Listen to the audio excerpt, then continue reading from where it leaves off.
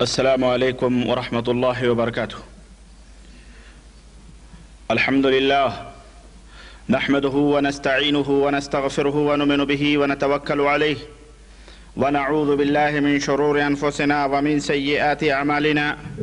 من يهده الله فلا مضل له ومن يضلله فلا هادي له، ونشهد أن لا إله إلا الله ونشهد أن محمدا عبده ورسوله.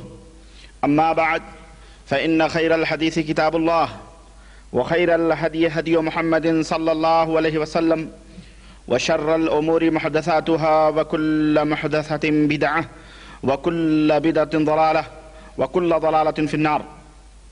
قال الله تبارك وتعالى في كلامه المجيد: أعوذ بالله السميع العليم من الشيطان الرجيم. بسم الله الرحمن الرحيم. يا أيها الذين آمنوا اتقوا الله حق تقاته ولا تموتن إلا وأنتم مسلمون.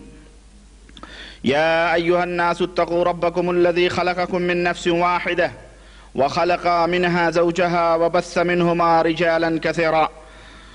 رجالا كثيرا ونساء، واتقوا الله الذي تساءلون به والأرحام إن الله كان عليكم رقيبا.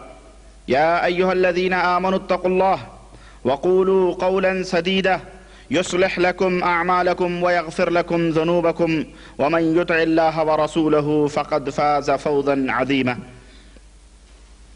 اللهم صل على محمد وعلى آل محمد كما صليت على إبراهيم وعلى آل إبراهيم إنك حميد مجيد. اللهم بارك على محمد وعلى آل محمد كما باركت على إبراهيم وعلى آل إبراهيم إنك حميد مجيد. تمام قسم کی حمد و ثنا، کبریائی اور بڑائی اس اللہ وحدہ لا شریک کے لیے لائق و زیبا ہے جس نے ہمیں اور آپ کو پیدا فرمایا. درود و سلام اس ذات مبارکہ مقدسہ پر جو ساری کائنات کے لیے رشد و ہدایت بن کر کے تشریف لائے. برادران اسلام، معزز ساتھیوں، نوجوان دوستوں، بزرگوں اور بھائیوں، آج اللہ کی توفیق سے میں ایک نئے موضوع کا آغاز کر رہا ہوں. اللہ وحدہ لا شریک کی مدد سے اور اس کی توفیق سے میں اللہ سے دعا کرتا ہوں کہ اللہ مجھے اس موضوع کا حق پورا کرنے کی توفیق عطا فرمائے، اور اللہ تبارک و تعالی ہمیں جتنا سننے سے زیادہ عمل کرنے کی توفیق عطا فرمائے. دوستو، آپ سوچتے ہوں گے کہ آج کا کون سا موضوع ہے. برادرم احسن مستقیم نے بھی آپ کو مخمصے میں ڈال دیا، شبہے میں ڈال دیا کہ آج ایک سماج اور سوسائٹی کا سلگتا ہوا موضوع ہے، اور حقیقت بھی یہی ہے. میں سوچ یہ رہا تھا کہ کچھ دن سے صوفیہ کے تعلق سے جو گفتگو ہو رہی تھی، جب وہ ختم ہو گئی تو میں نے سوچا کہ کون سا ٹاپک لیں. لیکن ایک تو بہت سارے لوگوں کے اپنی فرمائشیں کہ جناب یہ موضوع مناسب رہے گا، اور کچھ احباب بذریعے خطوط، بذریعے کیسٹس بھی اس کا ڈیمانڈ کرتے ہیں کہ جناب یہ چیز سماج اور سوسائٹی میں بالکل کینسر کی طرح پھیلتی جا رہی ہے. ضرورت اس بات کی ہے کہ لوگوں کو اس چیز کی طرف اس چیز سے اس کی حقیقت لوگوں کے سامنے بیان کی جائے اور لوگوں کے سامنے وہ چیز رکھی جائے.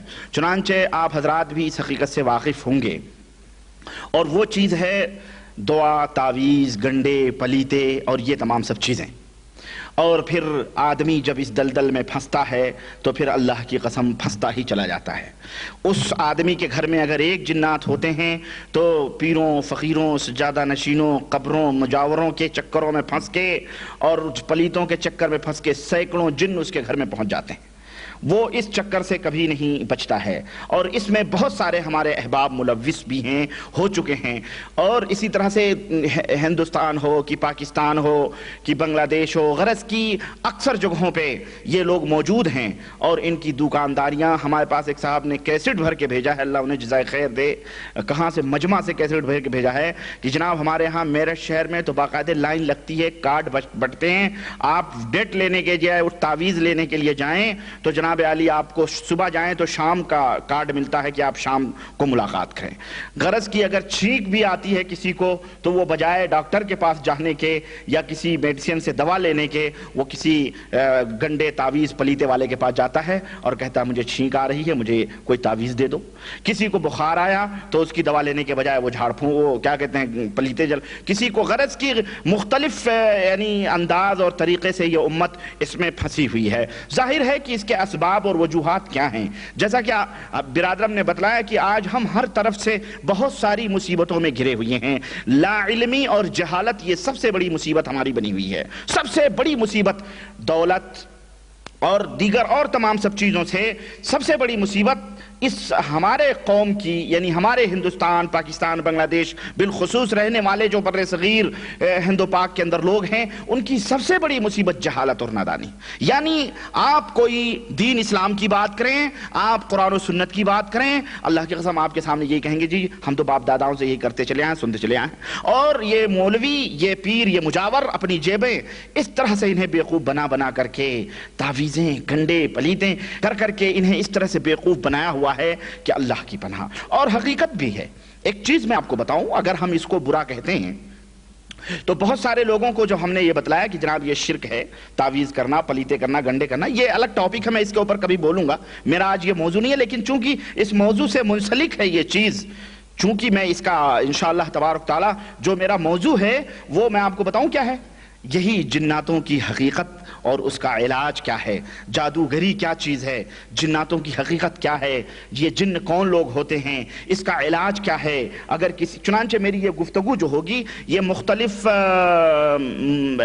درجات یعنی مختلف نقاط کے اوپر ہوگی. پہلی گفتگو میں یہ کروں گا کہ جناب علی یعنی پہلی جو بات میں آپ کے سامنے رکھنا چاہتا ہوں وہ بات یہ ہوگی کہ جناب جناتوں کی حقیقت کیا ہے.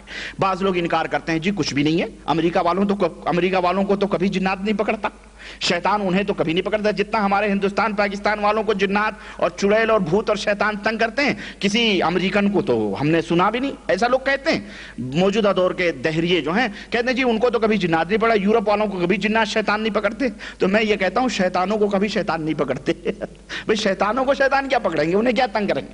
شیطان تو انہیں پکڑتے ہیں جو ان کے دشمن ہوتے ہیں, وہ تو ان کے دوست ہیں, وہ خود شیطان ہیں, تو انہیں کیا پکڑیں گے شیطان. المہم تو سب سے پہلے میں قرآن اور سنت سے انشاءاللہ تبارک و تعالی یہ چیز میں ان کی حقیقت اور اس کے بعد میں یہ بتلاؤں گا کہ یہ جنات جو ہوتے ہیں یہ ان کا انسان سے کیا تعلق ہے, کس طرح سے یہ انسانیت سے انسانوں سے ان کا کس طرح سے تعلق ہے. اسی طرح سے کیا یہ جو شیطان ہیں یہ انبیاء علیہ الصلوۃ سے بھی ان کا کیا تعلق ہے, انبیاء علیہ الصلوۃ سے بھی یہ ٹکر لیتے ہیں یا کیا کرتے ہیں. اسی طرح سے دلوں کو خراب کرنے کے لیے ایمان اور عقیدے کو بگاڑنے کے لیے کون کون سے راستے ہیں شیطان کے, یہ بھی ایک الگ موضوع ہے. لیکن چونکہ اس سے اس کا تعلق ہے اس لیے میں اس کی تفصیل تو آپ کے سامنے نہیں رکھ سکتا کیونکہ مختصر وقت ہے.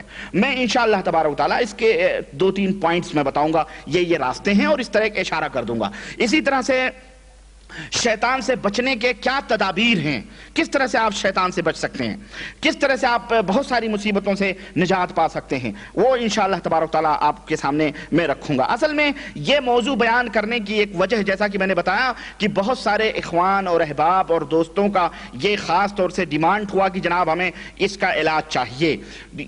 دوسری چیز یہ ہے کہ اگر ہم کسی کو جیسا کہ میں نے بتایا اگر ہم منع کریں کہ جناب علی یہ کرنا شرک ہے, یہ کرنا شرک ہے, ایسا نہیں کرنا چاہیے, پلیتے نہیں کرنا چاہیے, جادوگری نہیں, یہ تو وہ یہ کہتے ہیں کہ جناب آپ ہمیں اس کا بدل بتائیں, یعنی اس کا نیم البدل کیا ہے, یعنی اس کی جگہ پہ کوئی دوسری چیز جو جائز ہے حلال ہے وہ ہمیں بتلائیں. ہم تو سمجھتے ہیں یہی حلال ہے. چنانچہ یہ لمبی لمبی داڑھیاں, یہ لمبے لمبے چگے, یہ مالے, یہ تسبیحاں, یہ انگوٹھے, یہ گھروں میں مکے مدینے کی اور بغداد اور اجمیر اور کلیر کی تصویریں, اور یہ جناب علی موٹی موٹی اگربتیاں, اور یہ مورچھل, اور یہ یعنی وہ تمام گندگیاں جس کو کہہ لیں آپ, گندگی کہہ لیں, ان سب چیزوں کو یہ رکھ کر کے لوگوں کو مرعوب کیا جاتا ہے. اور ایسے ایسے موٹے موٹے مستان بیٹھے رہتے ہیں, نظریں چڑھاتے ہیں تو ایسا لگتا ہے جیسے کہتے ہیں یہ جلال آیا ہے بابا کو. ارے وہ گنجیڑی ہوتے ہیں, اللہ کی قسم وہ بھنگ پی پی کے ان کی آنکھیں لال ہو جاتی ہیں. اب وہ جب نظر اٹھا کے دیکھتا ہے ہاں یہ کر کے تو آ رہا ہے, تیرے گھر میں آج یہ پکا, تو بیچارے کو وہیں پہ سمجھیے ڈھیلا ہو جاتا ہے وہ، سمجھ رہے ہیں؟ تو یہ لوگ یہ سمجھتے ہیں کہ یہ بہت بڑے پائے کے ولی اللہ ہیں، پہنچیلے بزرگ ہیں کہ نظر کرم اٹھتی ہے تو جناب علی فاسق و فاجر بھی چینج ہو جاتے ہیں۔ میں نے آپ کو شاید بتایا ہو، واللہ بات تو بہت زیادہ ہوتی ہے لیکن موضوع اور وقت کم ہے، لیکن میں آپ کو بتاتا اور یہ زندہ کہانی ہے۔ یہ حج کے موقع پر میں احرام پہنے ہوئے، ابھی اسی سال کی بات ہے، طواف افاضہ کر کے میں باہر کھڑ کے اپنے ساتھیوں کا میں انتظار کر رہا تھا۔ ہمارے ساتھ کچھ نو مسلم لوگ تھے بیچارے جن کو حج کرانے کے لیے ہم لے گئے تھے۔ اتنے میں نکل ہی رہا تھا جب تک ایک بڑا ہی خوبصورت، اللہ کی قسم بہت ہی خوبصورت، ہینڈسم، ماشاءاللہ داڑھی اور نوجوان، بالکل نوجوان لڑکا چند 3-4 آدمیوں کو لے کر کے کچھ باتیں کر رہا تھا، اور میں وہیں کھڑا تھا اپنا احرام پہنے۔ میں نے، اب جانتے ہیں حج کے بعد جب احرام نہ کھولے آدمی تو کن حالتوں میں ہوتا ہے، بالکل ویسے ہی اڑے ہوئے بال، ایک دم عجیب و غریب۔ تو میں اتفاق سے ایک بات اس کی میرے کان میں پڑ گئی، اور وہ ان سے یہ کہہ رہا تھا کہ جی ہمارے یہاں جو بزرگ ہیں وہ بس ان کی نظر اٹھتی ہے اور بے نمازی جو ہے وہ نماز پڑھنے لگتا ہے، اور جناب علی چور جو ہے وہ توبہ کر لیتا ہے، شرابی اپنے جام توڑ دیتا ہے۔ اس طرح کی 3-4 آدمی سے بات ہو رہی تھی۔ میں کان لگا کے کھڑا ہو گیا، سننے لگا۔ میں نے سنوں، وہ خوب تعریفیں وہ بابا کی کر رہا تھا کہ ہم بہت ڈاکو تھے، میں بہت ہی بدکار تھا، زناکار تھا، اور بہت ہی بے حیا تھا، میں شرابیں پیتا تھا، یہ کرتا تھا، نماز نہیں پڑھتا تھا، میرا نام مسلمانوں کا تھا، لیکن اس طرح سے چنانچہ میں داڑھی بھی مڈاتا تھا، اور اس طرح سے مطلب وہ بات وہ کر رہا تھا۔ لیکن بابا کے پاس گیا، ہمارے جو مرشد ہیں انہوں نے نظر کرم کی اور میں سب کچھ سدھر گیا، اور یہ بہت سارے بلاؤں کو، مصیبتوں کو دور کرتے ہیں، اور یعنی خوب میں سنتے میں ایک دم یعنی بھر گیا، یوں سمجھیے پک گیا۔ جب میں پک گیا تو میں نے اس کو ایسے ہی کندھے پہ، اس کو پیچھے کھڑا تھا نا، میں نے اس کو کندھے پہ ہاتھ رکھا تو مڑ کے دیکھا میں نے، اور بالکل باب عبدالعزیز کے دروازے کے سامنے بالکل وہیں پہ ایسے ہی میں نے کہا السلام علیکم، بولے وعلیکم السلام، اور اس کے ساتھ 2-3 دڑمنڈے کھڑے، اس کے ساتھ 2-3 دڑمنڈے تھے، وہی ایک داڑھی والا تھا۔ میں نے کہا السلام علیکم، انہوں نے کہا وعلیکم السلام۔